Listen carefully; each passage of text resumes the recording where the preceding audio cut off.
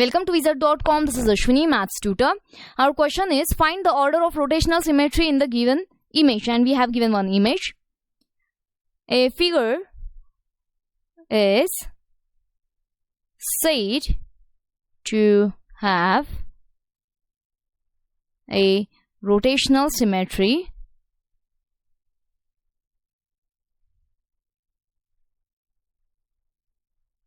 if it fits onto itself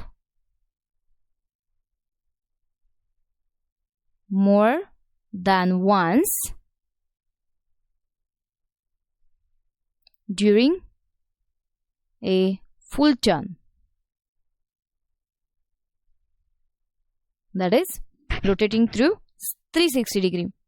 Therefore, here we can observe the given figure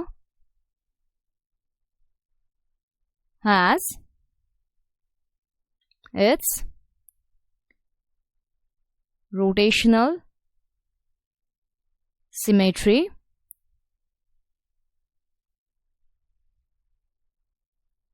six, because here the given figure is matches 6 times as we turn the figure. So from available options we have option C as 6.